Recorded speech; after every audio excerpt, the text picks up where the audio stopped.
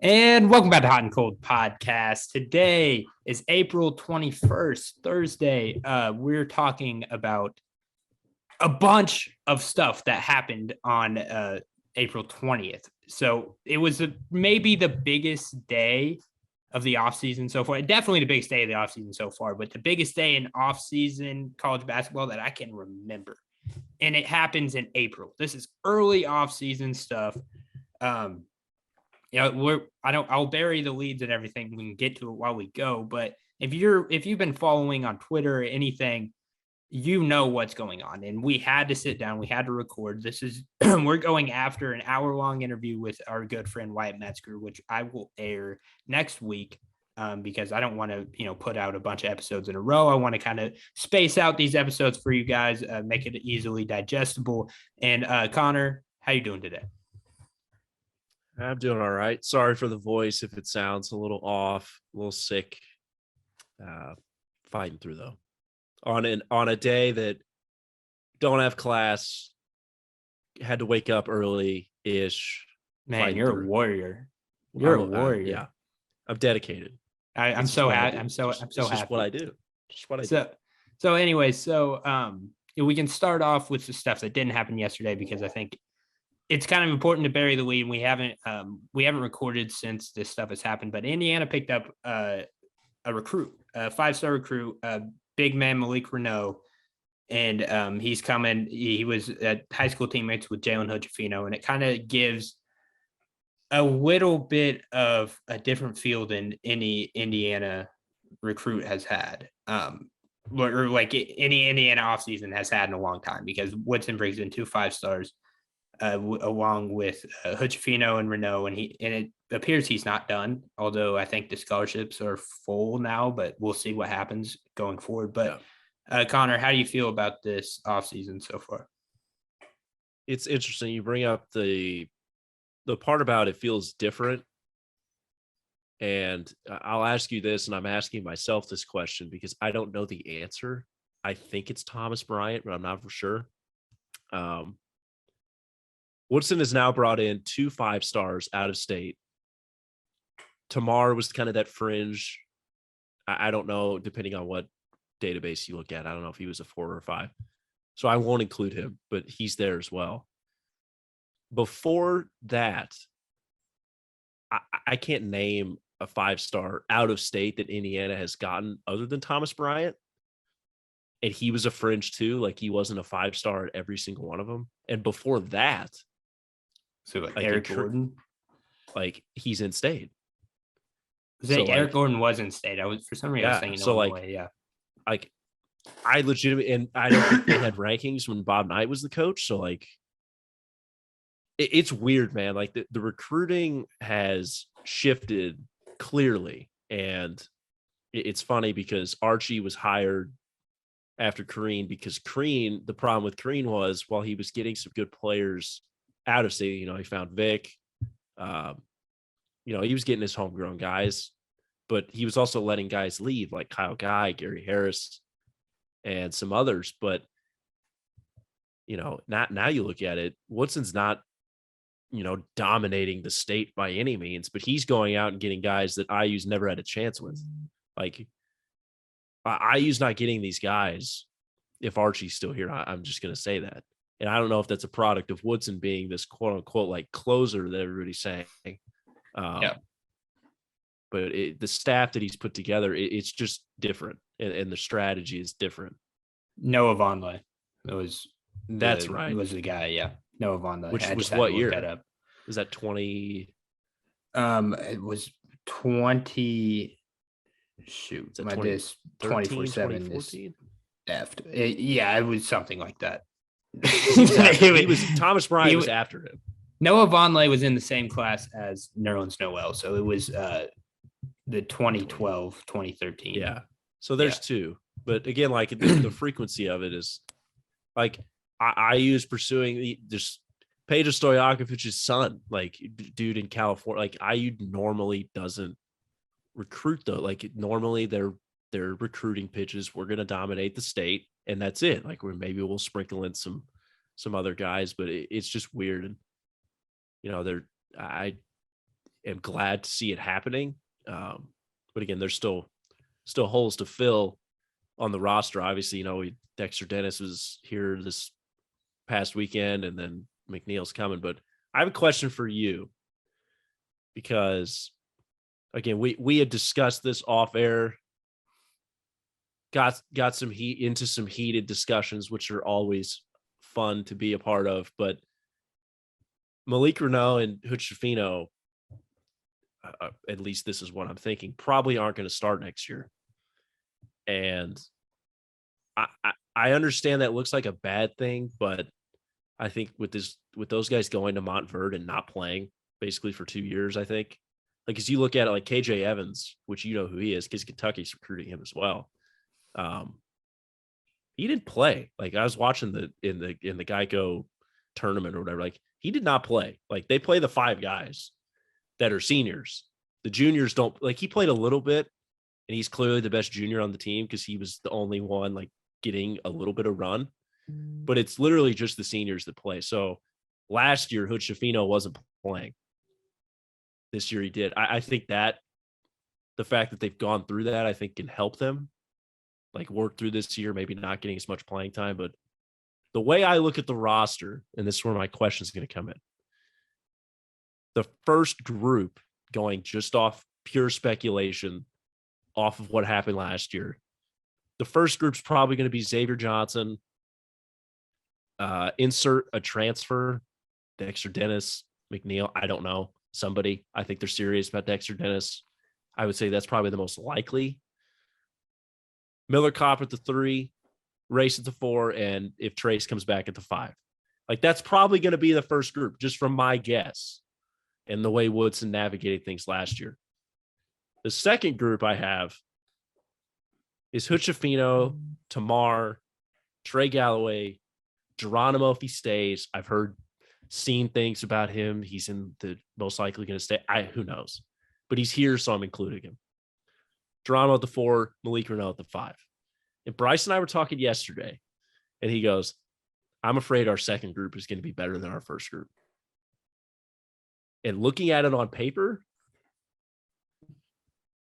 I don't know if he's wrong, because the second group looks really good, and the fit, like we've talked about in the first group, I don't know if it's out of the question. I was just curious on your thoughts as far as fit of those two groups. Well, here's where my concern comes in with Mike Woodson, because obviously 1 year, but that's all I have to go off. Like I only have to go off 1 year. And so it's obvious it might be an unfair take. Yeah. When you bring in these 5 stars, you bring in guys, like, that's part of it. That's part of recruiting. But the other part is, what do they do once they get on campus? Kentucky has shown, and that's why for so long they were the number 1 recruiting, and who knows where they are right now, but they played immediately. They played immediately, and they're ready to go by the end of the year. You saw with like Tamar last year, there was maybe some off the court, who knows, but he didn't. Like, he just didn't. And he just, by the end of the year, like, he was playing spot minutes, whatever. We talked about it off air. We don't got to revisit that. But so I think that comes the problem with Woodson. If he is falling in love with his experienced guys, and we've talked about this, you were complaining about it during the year. It's not that's not good. Like, I get, like, there's value in having experience in college basketball. Nobody's saying there's not. But, that was the same lineup last year. That was the exact same lineup. And besides, get rid of Parker, add in Dennis. That's less shooting. Like that. I mean, it is less shooting. I don't know. In the end, it's the way Parker finished. It's probably about the same the way he finished. But yeah, sure, yes, but yes. And so when you're looking at it, what drove you crazy last year was the fit offensively. Like, it was very old fashioned. It was pound it in the paint, whatever. I think that's a problem. And I don't know if Woodson can really adjust. And the only way he can is to change up that starting lineup and change up the fit. I don't think he will.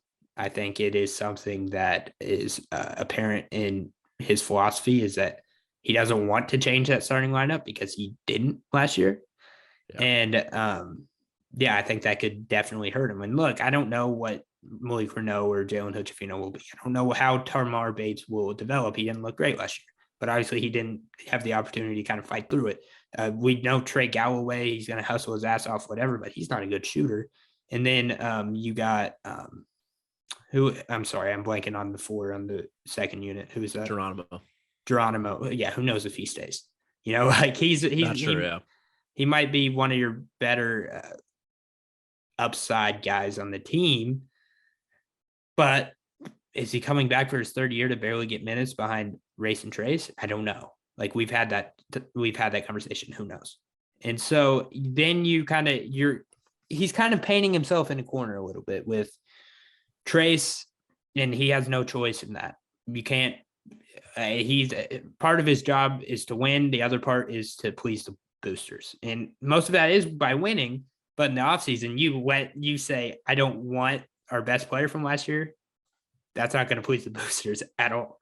It just won't because like he's an All-American on paper. You're crazy for not taking him back. I mean, Trace at this point is entering legendary status at IU, depending on where the direction of the program goes. Like say that the positive trend continues. Like when you look back at it in like 30 years, the guy that turned the program around, the player it's going to be Trace. Like he's going to be that guy that kind of put them on the map again. So again, how do you, that's like you said, how do you turn that guy away? Like he is, he came back for his third year again because he wanted Indiana to get to the tournament and kind of get that thing, get that off their shoulders, get that weight off their shoulders. And, he did, but I don't know, man. Part of it, like you bring Kentucky, I'm going to counter on that though. Kentucky plays, and this happened the year they went 9-16. Okay. They're playing those young guys. And I think you were getting frustrated at times because it was like, we're not playing the best players to win in college. We have to play the 5-stars because we're trying to get them drafted. Well, that's half the battle. You're bringing up 1 year. You're bringing up the worst. So that happens though. And one could say that bringing and playing the young guys when they're not ready doesn't lead to winning. Like, yeah. you could say Cal's formula hasn't worked all the time. That's fair. But I'm saying, look, this is my entire point. I'm saying last year, if you believe, and I think the number one thing is to play the best guys and the guys that will get you wins. That's sure. Yes. But if you believe that Parker Stewart or Miller Kopp were better than Tamar Bates, like, then I think they did believe that. I think they did. We're not in the meetings, but they had to have believed it. I'm assuming. And I personally didn't agree. So if that's what Woodson is basing it off of and not giving, all of this slack to the experienced guys, sure. But like you brought up that 9-16 year, I would counter with almost every other year in Cal's tenure. Like it's really hard to. He does play the young guys though. He does. That's why people leave. Yes, and but it also that's why people come. That's why people come to the program. That's how. Okay, so you just made up. That's the most impressive thing about this that I don't understand. I don't know what's going on in the recruiting pitches. Well, I think it's very early. Still, like that was his first full year. He's using his NBA background, saying, "Look, I'm from the NBA. I can get you to the NBA." But absolutely, those guys, but those players want to get to the NBA as soon as possible. That's the thing. Yes. Do you think? Because you said as soon as possible.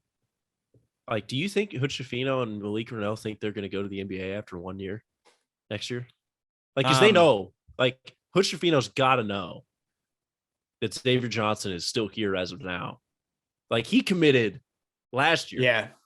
So there's no way Woodson promised him a starting spot because he knew Xavier Johnson was going to be a 2-year thing. So I doubt he promised it, but if I guarantee those kids, like, and again, I don't know, like it differs case by case, but if you're a 5-star, I'm gonna assume that you have some inkling of hope that you're going to go one and done, be in the NBA next year. Like, I'm just saying. What about tomorrow? Like even tomorrow too. I don't think, because I would have to look at the timeline because I think tomorrow was obviously Parker was Tamar here. was a late riser. He was like, True, but yeah, Shafino's was kind of the same way. He a little wasn't as bit. highly touted until his senior year when he got to play more at Montverde. That's the thing I don't understand. Like Malik Reneau's the same way. Race is back. Announced that before he committed. I mean, again, Trace, don't know. Again, I don't think Malik starts even if Trace is gone. That's just my personal opinion.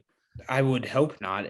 I hope they do, for your sake, I hope they don't start to like old fashioned bigs because I think that is. Well, no, I think Geronimo would slide in at the 4. Yeah. Race. So that, again, Malik knows this is a 2-year thing. I'm assuming like he's not going to be able to go to the draft off of next year coming off the bench. I'm assuming that's the impressive thing that I'm kind of taking from this. How is Woodson convincing these 5 stars to not go somewhere else? Like Malik Reneau could have went to Miami. They just made a tournament run. They're losing front court players. He could have went and started immediately, but he chose Indiana because I think you brought up a good point. The NBA pull. I also think Woodson is telling these guys that it's a process and it's not going to be a 1-year thing. Probably and the fact that he's convincing them, I think, is interesting. Well, and it's with NIL as well, and that helps. I think that that's a crazy difference in like you can actually promise it, and I think that's what gets lost in NIL because some of these teams that can't promise one and done, like we talk about how Duke and Kentucky benefit greatly from it, and they do. But there's also teams that can't promise one and done, like they can't promise I'll get you ready for the league in a year, where you might not have the playing time, but you'll make money. Like you'll make money and it'll be worth your while. Yeah. That's a great point. Like Race and Trace are those 2 guys this year. Like those, like the 6-figure deals were reported or whatever. There's other things involved with everybody else, but next year or the year out, like when Huchafino and Reneau say they're back and they're sophomores, those are going to be the 2 guys. Yeah. They're going to get paid a lot, especially if the team's good. We'll see how it goes. Like, we'll see how because it's only been a year with Tamar and, we'll see how the recruits kind of respond to because I'm assuming those guys won't get a lot of minutes. Maybe Huchafino because I'm hearing he's a good player. Start, by the way. Like I'm putting in transfers him like in that 2 spot. Tamar could easily be that 2. Maybe like no issue. No, there's no reason to not think that. I'm just going based on. I'm just saying. And again, this could be how he goes. Like this could be what's going through his mind, but watching last year, I'm assuming it's not. Woodson has to get out of his head to be successful in recruiting, to be successful in maybe even winning. You have to play the guys that deserve the spot. You can't be political in the fact, absolutely, in the experience, and can't just be like, oh well, because Miller Kopp is old and because he has so much college experience, because Parker Stewart has so much college experience, they deserve the spot over Trey Galloway off the bench who's been providing so much, or even Tamar Bates who could provide a different ceiling. And there's off the court, like we talked about, they could be off the court, and I don't know the details on that. It's because you bring up, I think Trey got hurt again with like his back or whatever, I don't know, and he was starting and then got hurt again. That opened up a spot. Again, that's why I think I was angry at the time when he was saying I went with my experienced guys, but like thinking about it a month and a half later or whatever, maybe that's the tiebreaker, which if you've got 2 guys that are equal, like if I'm a coach and I have 2 guys and I think they're equal in value, I'm probably going with the experience, because that's an added bonus. Like if everything on the checklist is the same, but the one guy has the experience and the one doesn't, I'm probably going with the experienced guy. But I get what you're saying. Like I think if they weren't even and he's like weighing experience way too much as far as who brings value, that's an issue. And we'll see. We're going to see that next year.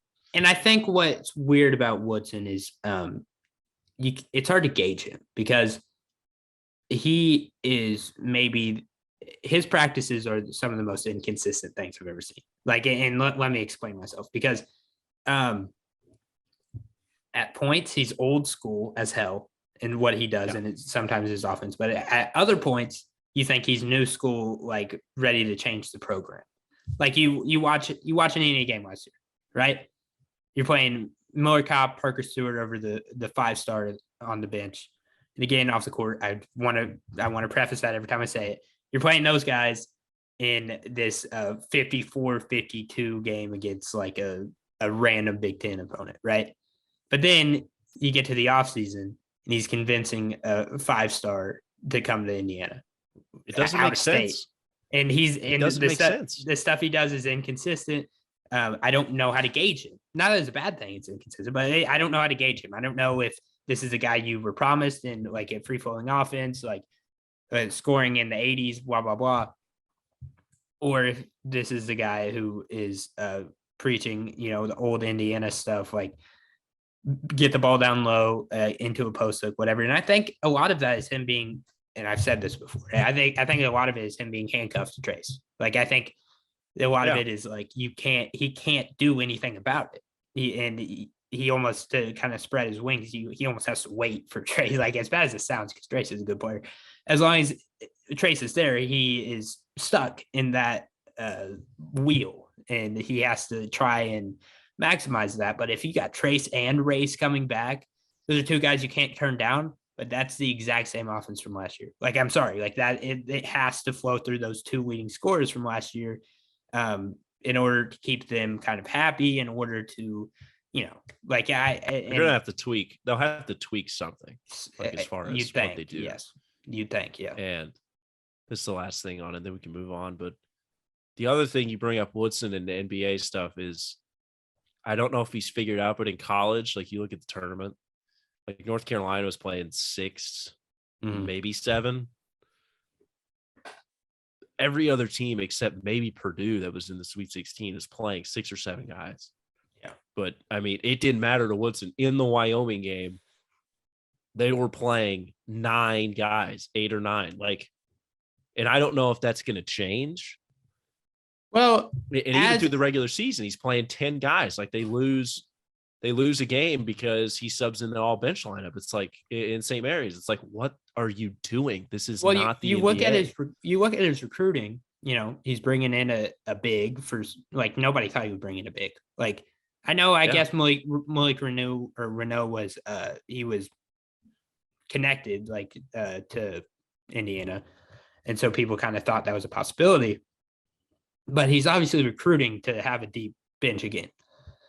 Whether you like it or not. Like, he brought in Huchefino, he's bringing back Tamar, Trey Galloway's still there. If Geronimo's back, then there's 10 guys that kind of have to play.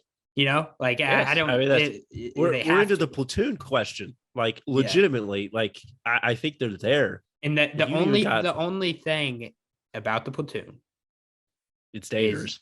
It's very dangerous. It's very dangerous. Because look, one guy gets hurt, platoon is screwed. Because these are the guys they've been playing with all year. Now they have to get adjusted to kind of matching again.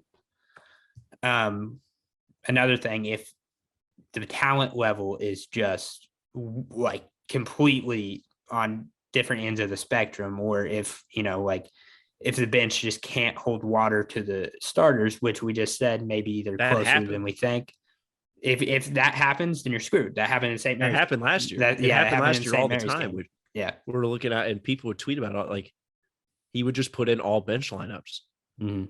And if he's about that, I'm glad he's doing what he's doing, because, again, like you said, or like I was bringing up earlier, I look at the first group and the second group, obviously Race and Trace, like those are the talented guys, but the second group's fit isn't that bad. And if you think that the 5 stars can, be something, I don't know. I think they could probably hold their own. So it's going to be interesting. It'll be interesting to see. A lot of questions still. Who's in, who's out. We're like a week, 10 days, something like that away from the deadline to enter the portal. So I think it's Sunday. It's Sunday. It's this Sunday. It's this Sunday? Oh no! To enter the portal. Sorry. Enter the draft. It's May 1st for the portal. To enter the draft is this Sunday. Sorry, there's so many deadlines I'm trying to juggle in my head. Travis Branham tweeted it a couple days ago. I can't because I replied to it with somebody because they were asking because I didn't know this for sure either. I think it's May 1st. We're still seeing guys enter like recently, but I'm trying to find this here. Yeah. Oh, there it is. 13 days left. That was 3 days ago. So do the math on that. I think it's May 1st. Yeah. Well, as always, Sam was right. Sam was right for once. I'll say, yeah, always, huh? So, anyways, let's get into. Was this the biggest news? I think it was the biggest news. Maybe the Jay Wright news. Yeah. So Jay Wright, who we have called the best coach in the country on multiple occasions, and I think he was kind of consensus best coach in the country. At 6 years old, steps down from Villanova, and they hire Kyle Neptune from Fordham as his. That's a weird hire, by the way. Weird hire. He wasn't necessarily in the program, but he was an assistant coach when they went to the Final Four in 2009. So Jay Wright, do you think Jay Wright picked him? Yes, he did pick him. Villanova didn't pick him. He picked him. And he said, this is who you're hiring. They could have got somebody like, I mean, it's Villanova. Like, they're in the blue blood conversation. Like, they could have gotten somebody better. Well, maybe. I'm assuming. Well, yes, they could have. But because, I mean, better than it was somebody who has a better resume than Kyle Neptune. Not the saying he's a bad coach or anything. But I mean, Jay Wright came out and said he's got my undefying trust, whatever. Like, this is the guy I want to run the program. I want him to be my predecessor, and which is like, okay, yeah, like, you're the best. You're the reason Villanova is Villanova. So we'll let you pick the guy, which is wild. By the way, the wildest thing, Jay Wright's 6 years old. He is not 60 years old. He looks 45. I know. He looks 45. Like, he's not all gray like it, but I mean, look, I think hindsight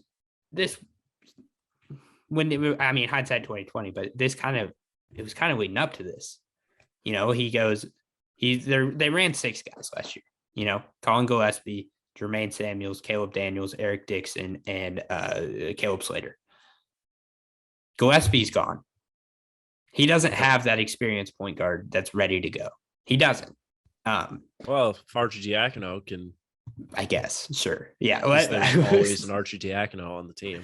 Sure. But he didn't have a guy of Gillespie, Brunson, and I guess if you want to say the older Archie Diacono or Dante DiVincenzo, he didn't have that guy. And so I think that was going to hurt him. I think he didn't want to deal with the transfer portal because they lost a guy in Cole Swider to Syracuse last year. They brought in Caleb Daniels. He was the only guy they brought in from the transfer portal. And I think he got old. He was like, I don't want to deal with this. It was going to be a transfer portal year for Villanova, I think. It had to be. It had to be. And maybe Neptune, young guy, he can kind of sell that. He was like, hey, this is just going to be an extension of Jay Wright. Like, I learned everything I know under Jay Wright. It's going to be hard to sell him. It's going to be hard for Neptune to sell himself, as I think he only had like 2 winning seasons at Fordham, which is just wild. And 1 winning and 1 500 season, which is just, whew. But he's going to have to sell himself. He's going to have to sell the program, and maybe it works. That's how you retire, by the way. Just want to throw this out there. Yeah. That's how you do it. Mm-hmm. Roy Williams did the same thing. Yeah. I mean, you might have been on that track. But I was going to. You were going to be even more on it. So I thought maybe I'd take the lead just to, save your temper because I feel like you definitely want to get to that. But again, just going out on your own terms, never made it about himself. No, he didn't. And that's just how you do it. The great thing about it, and I love Jay Wright, man. The great thing about it, this is exactly what he did. And if he falls through, then I love him even more, right? Because this is exactly what he did. It didn't leak. Like apparently he's been feeling this way the entire season. Didn't leak at all. I think some people knew, like, yeah, but they didn't report it, which is, you got the trust of. I talked to someone who would know, and they said I had no idea. And so it's crazy. And so it doesn't leak when he finally decides he's going to retire. That's when it comes out. And right after here's the replacement. Like, don't worry, Villanova fans, you won't have to fill my spot. Here's a replacement. Boom. Yeah. Whatever. Like, we got this done. Don't have to worry about anything. And what he did, and he was asked, they asked, are you still going to consider NBA jobs or whatever? He said, I am done coaching. Like, I have no interest in the NBA. That's what I'm saying. If he follows through, I love him even more. If he doesn't, but he at least, I think, still will be. He'll listen to a Knicks call, I believe. He was involved with the Olympics. Yes, this past year. I think he will be involved with that still. Maybe that's all he does, which isn't that hard of a job to do. He's kind of like an advisor, assistant coach type of role. I mean, that's a fun thing to be a part of. Yeah. But I think Torres made a good point. Guys like Jay Wright are going to leave college and go to the pros because basically college coaches now are coach, GM, all of it. Like, you've got to handle everything, which that's what your assistants can do too. But in the NBA, you're just the coach. Like, you don't really, depending on what like, you're not, unless you're Greg Popovich and you're doing both because that's what you wanted. Like, you're just the coach. Yeah. So guys might leave early, but I don't know. It's interesting. Like, Villanova's got 3 top 100 guys coming in. You think they stay? Like, Cam Whitmore, small forward, 6'6", 20th player in the country, 5-star. Like, think he stayed? You think he leaves? He's only got till May 1st. So I never understood 5-stars going to Villanova anyways. I'm gonna be honest. Really? Brian Antoine was a 5-star top 20 guy. Went into Villanova 2 years ago. Barely has touched the court. He has barely touched the court. And that was the shortened roster last year that he had every chance to. And that could be on him. But that's not what Villanova really preaches. Like, they love developing those like 3-4 stars into something special. And I'm not saying Villanova's a bad spot. Like, I'm sure they can make it work. Like, I'm sure they can. Yeah. I think Amari Spellman was pretty highly rated, or like an Eric Pascal. I think some of those big men were. That's besides the point. But Cam Whitmore coming in, he has a decision. He definitely has a decision because, like, the people that commit to Villanova, they're committing to Jay Wright. Like, they are. Like, they want to play for one of the best coach in the nation. And I'll be interested to see. Other schools that he UNC visited would be in the running for him. UNC, Illinois, Maryland, and Miami were other schools. By the way, if he enters, there's a certain team with a small forward spot that just opened up. Oh God, I don't know. There's no spit there. I haven't heard anything, but don't do this to yourself. I might convince myself. We'll get to that. Like, you've never even heard. We'll get to that later. I've never even heard of this guy. I've heard of Cam Whitmore. I have. I don't think Kentucky was ever linked to him, but it's weird enough. You can get a guy. It happens. It's true. Yeah, like, Tamar Bates is not like Indiana. Yeah, like, you could just flip the script quickly, but I don't know. Jay Wright, I think he could go to the NBA. I really do, especially if the Philly job opens up. Not saying it will. It could. Like, if Doc Rivers fizzles out again, like, that job could be open. And like, I don't watch the NBA. Jay Wright has a lot of NBA connections now that he's been involved with the Olympics. Players like him, I'm assuming. Well, no, he's like a hot commodity by NBA teams, like Woj reported. Yeah. But he denied every bit of it. He said, "I'm done coaching." Though. That always happens.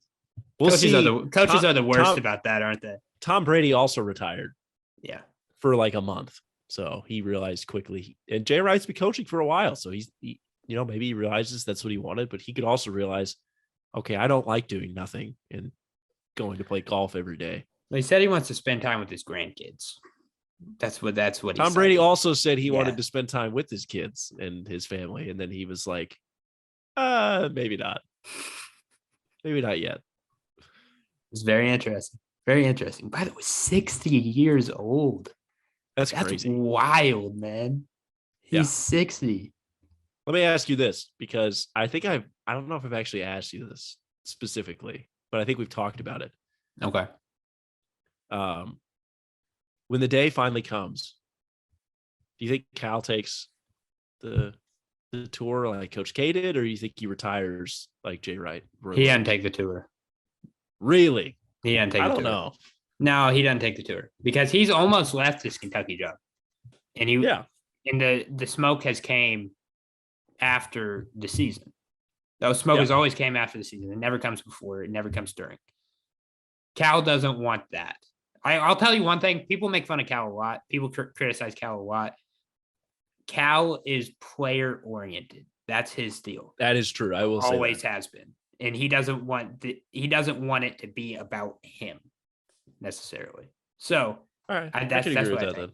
But Coach K has famously always self-oriented, famously ego maniac.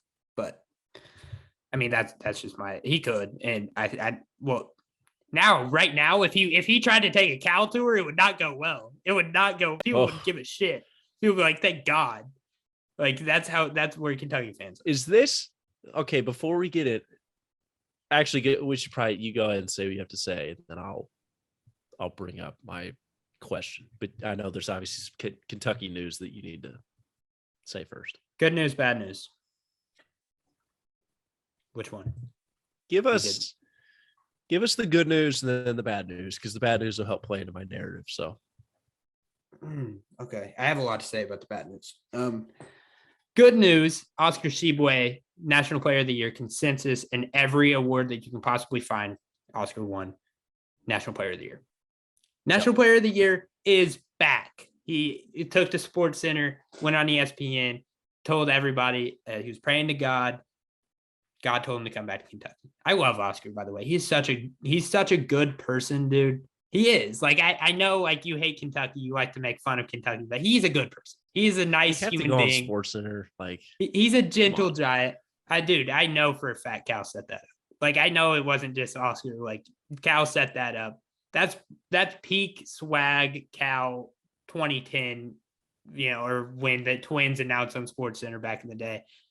He's just trying to rejuvenate the program. And I think that was I understand why now. I understand why he did that. He was dropping the Oscar bomb before the next one that we'll talk about. You did not have to do that. I know. I'm on my parade. I'm on my parade right now. Can I go on my parade? You're falling for it. You're falling. I don't even want you to go on the parade anymore. Whatever Cal just did, you just said that he orchestrated it. It worked. Like, you don't feel as bad now, like, because of all this. No, it well, totally obviously worked. not. Obviously not. I wanted one of the two, and I really wanted 2 of 2. But if I had to pick, I didn't want to go 0 of 2. Like we got the best player in college basketball last season back on our team. So, like, that's huge. Sports Center or not, I would have been just as excited. I don't really care about the Sports Center thing, but I guess that helps with nationally, I guess. Like, I think some NIL money from that, probably. Maybe TV appearances, man. But Oscar, he's set up apparently. I think Jeff Goodman reported for $2 million when he comes back, which is awesome for him. And Andrew Slater said the number would be higher. And Andrew Slater is never wrong on anything. Andrew Slater is he's crazy. He is. Like, I don't know where he works. I don't know what his thing is, but, like, he is never wrong. And he has all the information months in advance. And so, no, I think Oscar, I love him. He's awesome. He's the best player in college basketball last season. And I think that was huge for our program, because the beginning of the offseason, you get back this guy, and now you can finally say, oh, now you don't have to worry about that position. That position's locked up. Now you can just worry about filling the holes around him with shooters, hopefully, lots of them. And, he already got Casey Wallace. He already got Chris Livingston. Like it could go very well. It could go very well for Kentucky. But you have your cornerstone, which is huge. And just building around him. I think getting back Oscars probably puts you preseason top 10 immediately. So like that's something. And then what you put around him, that'll heighten your ceiling, obviously. So shall we get into the bad news? On to the bad news. Yeah. Okay. So the bad news. I'm going to preface this whole thing. I'm going to preface this whole thing. You were convinced as of last night that I was. Yeah. Multiple reports surfaced from now been deleted.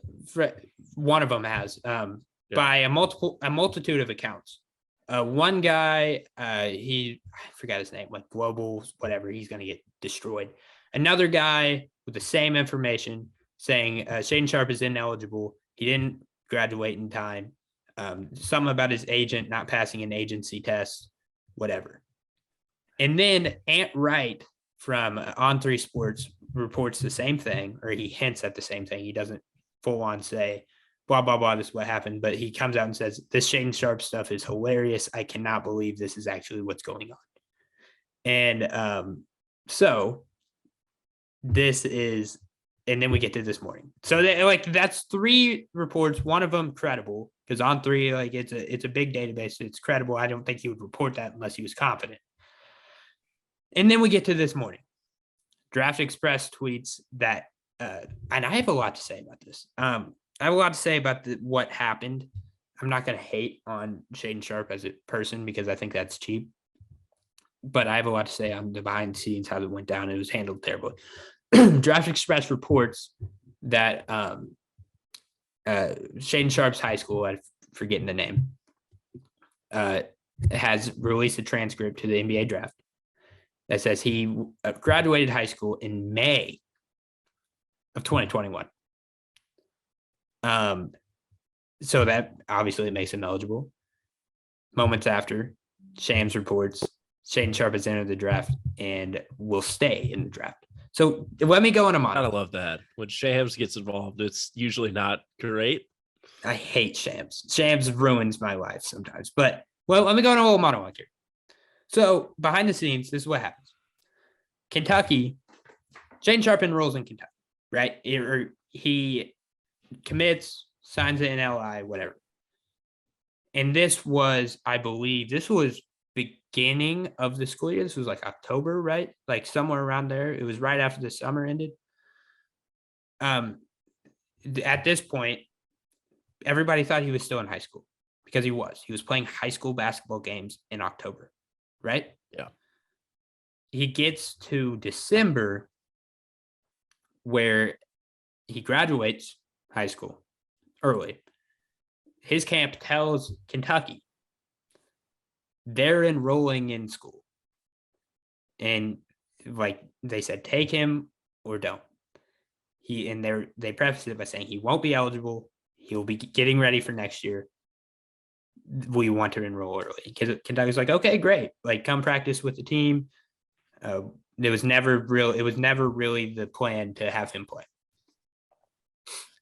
So he comes on, whatever.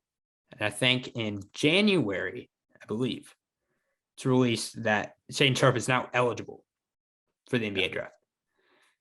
And that was a shock. That was obviously a shock to the Kentucky. But throughout this whole process, Shaedon Sharpe is telling he's telling Kentucky all this stuff about, I'm coming back. I'm coming back. Don't even worry. I'm coming back throughout this entire process. Then we get to Travis Branham. Last week, he releases Shaedon Sharpe is expected to enter the NBA draft and maintain eligibility. And everybody's like, well, obviously that's expected. After the St. Peter's, everybody's kind of has the vibe like, okay, I can't imagine Shaedon Sharpe is back. But at this point, he's still telling the coaches that he's coming back. him and his camp. I'm not just saying him as a person, but then comes up May 2021. He graduates high school. He's eligible, enters, whatever. That's where we're at today. So his camp, I don't want to point any fingers. I don't want to throw anybody under the bus, but it was, unless this is a brand new development, which I don't know if it is, his camp misled Kentucky if they knew that he graduated in May. And I don't think that changes Kentucky's point of view in taking him, because like you still want to take him, right? Like he's still the number one player in the class. Like he's obviously not playing college basketball if he graduates in May. But if you graduated in May, why are you playing basketball at high school in October? Two, why are you not on campus by then? It's bizarre. It's bizarre. It's bizarre. Yeah. I think his agent or whoever's handling him, found a loophole in this whole draft process about graduating. You have to graduate a certain time, and they probably thought that he graduates in December, but they were like, he's not eligible. But then this person or whoever it is found out that, well, since he had enough, they like checked it out with the NBA and they were like, hey, he didn't graduate in May, but he had enough credits. Does that count? And I guess they were like, yes, apparently. I don't understand how that counts. I don't either, but I mean, I guess graduating, like he could have, is I guess what they were asking, but he didn't. So he didn't. He was playing high school basketball. The rule is you have to be a year removed from high school. He was playing high school basketball. But it's a year removed from graduating, though, right?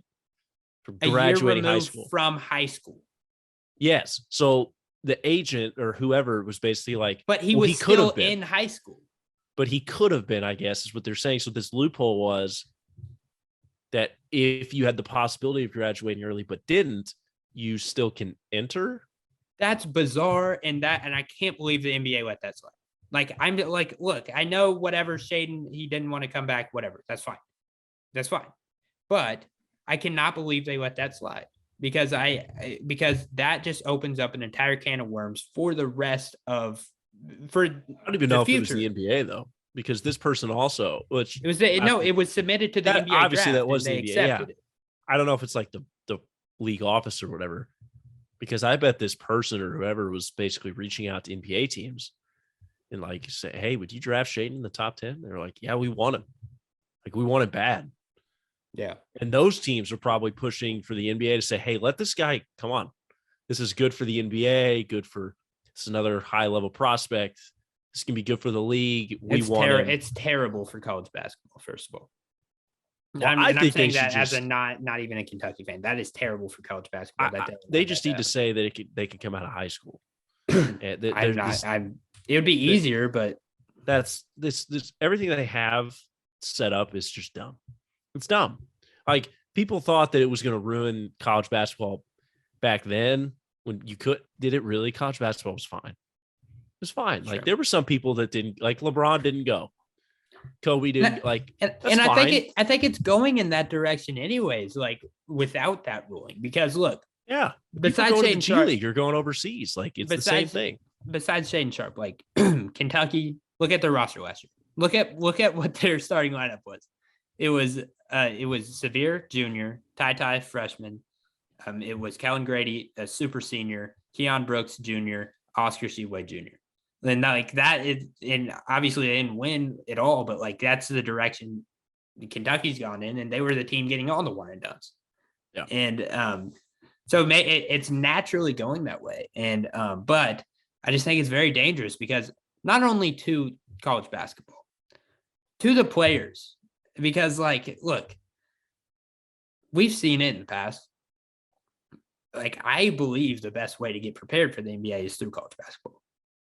And I think if you throw somebody into the NBA straight from high school, unless you're some freak of nature, Like you're throwing them to the wolves and they could get exposed. And there's not a lot. There's not a lot of leeway. There's not a lot of leeway in like if you get drafted, you have to prove it almost immediately. Like you don't have the room to make mistakes like you do in college. I don't know if that's true though. That's not true. Because there's a lot of people that have done it that were fine. Like Kobe, LeBron, Dwight Howard, like Josh, like they're all fine. And obviously there's been people that but those are the ones you remember. Yes, but you should be allowed to make the decision. You should not be look, you want to talk about what's bad for college basketball? What Ben Simmons did. Yeah, that's terrible. Like just let him go to the NBA. Don't deal with this. Don't make the kids go and then drop out. It makes the NCAA look bad for that. And it's just the players aren't invested. It makes the product worse. And it's just not worth it. Like I think Shaedon coming back after all this, as much as Kentucky fans wanted it, so at this point, from what I'm gathering is, by this point, Shaedon wanted to go to the draft. It looked like it, yeah. They would have been told no, and he would have had to come back. I don't think that would have worked out well. Yeah, I don't think he would have been invested. I don't think that he doesn't want to be there. You've seen what happens when players are in a situation that they don't want to be in. You've seen how that plays out. It usually doesn't go well.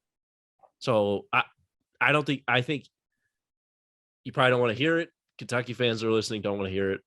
I think it's a blessing that he's gone after all this. I don't think him being ruled ineligible is bad.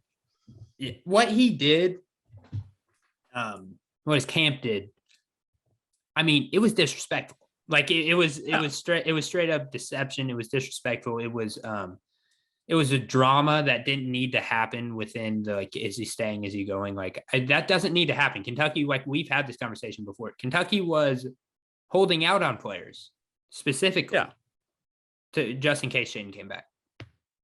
Yeah, it's what you have to do. And I think that obviously they're not going to fill that void. And I know, and people need to realize that they're not going to fill that void, but they can fill what was going to happen with multiple different guys. Like they've had guys in waiting though. Like Reeves guy. Reeves has been locked. And that's fine. It's not going to hurt Kentucky in the portal because they've been waiting. I think they're better off, especially now that he said, I'm in and I'm staying in the draft. If he would have said, I'm waiting.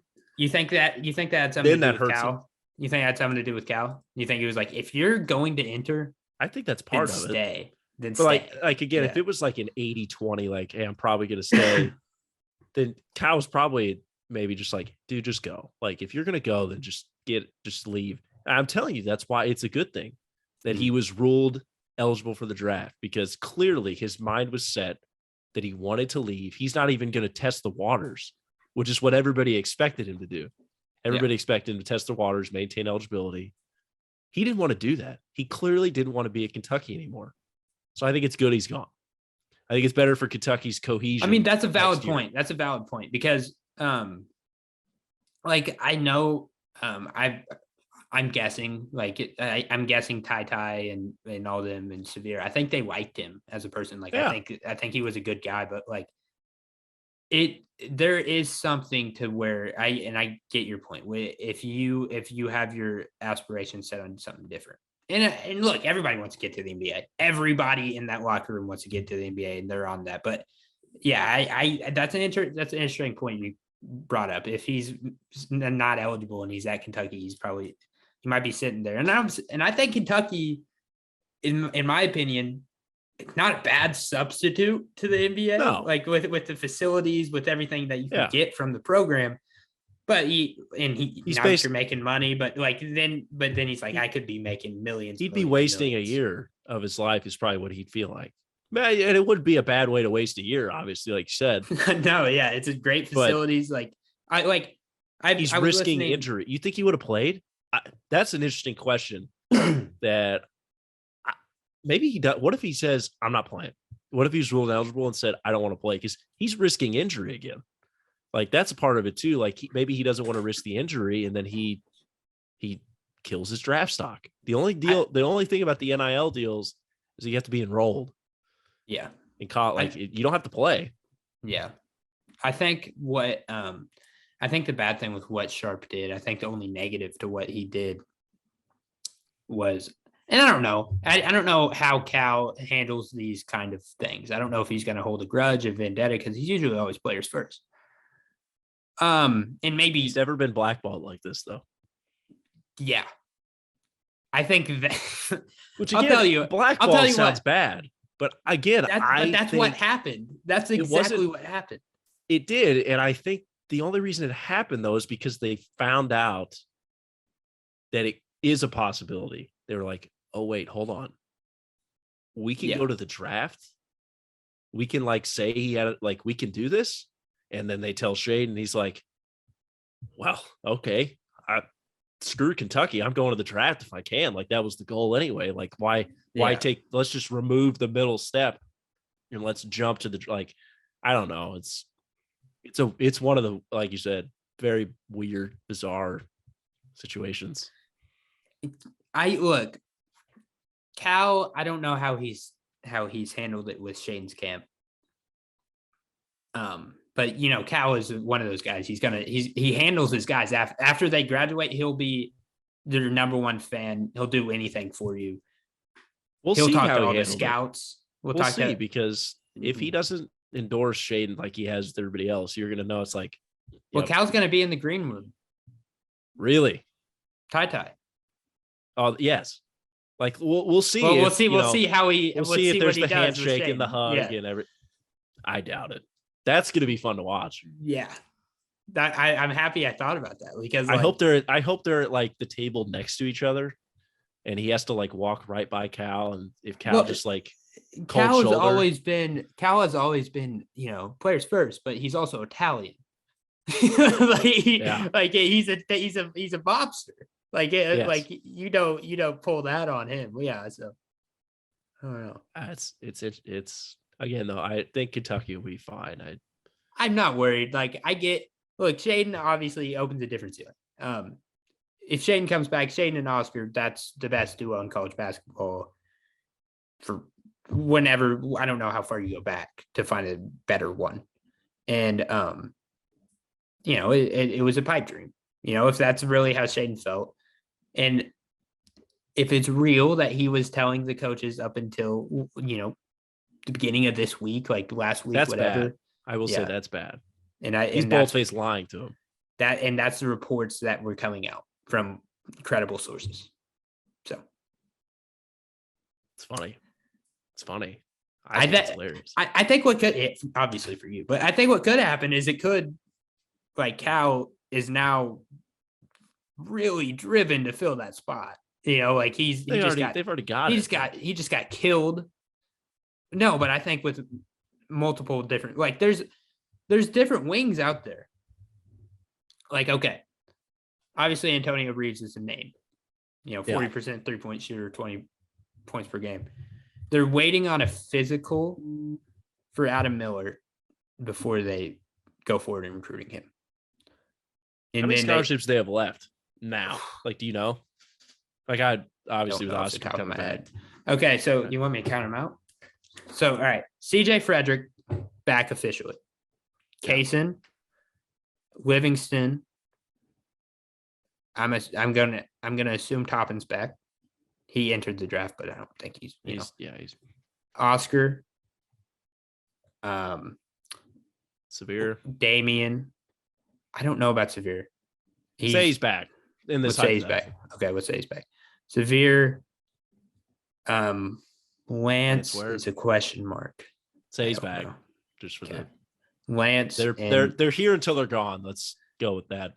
And then do you want to talk about, or do you want me to put Reeves in this? Yeah. Okay, so 1, 2, 3, 4, 5, 6, 7, 8, 9. So they have 9 scholarships filled. That's it? Yeah. Seriously. Yes. They lost Ty. They lost Ty. They lost Shaedon. They lost Ty. They lost Shaedon. They lost Kellen Grady. They lost Davion Mintz. And they lost Bryce Hopkins. Keon. And they lost Dante Allen and Keon. Keon's gone. I would imagine Keon's gone. I'm more than 70% sure Keon's gone. He's either pro or transfer. No, I don't think so about that because he did not say anything about entering the portal if he comes back. I think he's back if he doesn't enter the draft. Every Kentucky insider is saying, I don't expect Keon to be on this team next year. I think that's because he'll stay in the draft, though. I don't. Yeah, think that's no. Won't I think more than likely he's just going that direction. But if he hears like something like, if you improve on this, then you have the chance of getting drafted. Maybe we'll come back and transfer. But I'm assuming Keon's gone. I didn't realize they had that many spots to fill. Yeah, so there's a lot of space to work, and I think that's why they're looking at big man. And then you got Leonard Miller just came on his visit. I'd imagine he goes the pro route. So I wouldn't mark him down. Duthiero. Oh yeah, I forgot. I bet he comes. I think so. And then Adam Miller is interesting. We'll see where they go. They're interested in this kid from DePaul because he has some connections with Kentucky, and David Jones, I believe, is his name. You know that. You said it, yeah, the good defensive wing.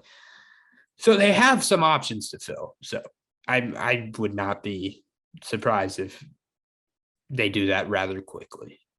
And who knows? Severe could be gone. I'm hearing Severe may be gone because there's Severe. If Severe's gone, or not gone. I don't know if Severe is gone, but I don't know if they trust him to be the lead point guard on a championship team. And so I think that's why they're kind of looking in a different direction. Well, if he's not going to start, I think he leaves. Yeah. So if he doesn't want to be along for the ride on the bench, and look, he's got a lot of holes to fill. Davion, like I would be surprised. I would be shocked if they didn't reach out to one of these point guards in the portal here soon, like this Yuri Collins kid. That would be nice to have. The problem with Kentucky is, in my opinion, and what has happened throughout, what holds them back, you need a point guard that can shoot threes. Like that. I don't understand. Like I was listening to somebody made this point. Like, look at all the people that won a championship. Look at all the teams. Look at their point guard. They can almost always shoot. Let's just say Remy's Kansas starter because he plays the most minutes. Remy. And then you go back, Baylor, obviously they had 3-point guards that could shoot. And then Virginia, Kyle Guy, and who was their point guard? Ty Jerome. Yeah, he could shoot.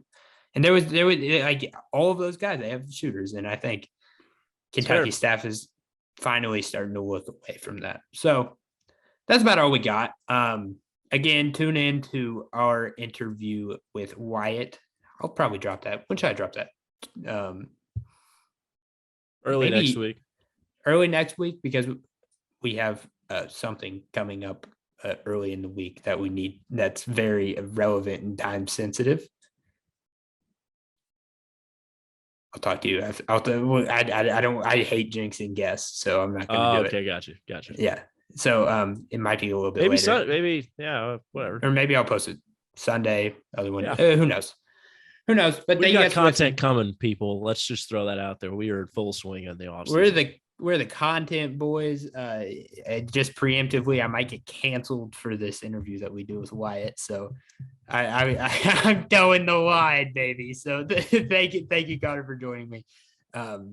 We talked about a lot of stuff. Hopefully you guys enjoyed it, and love you guys.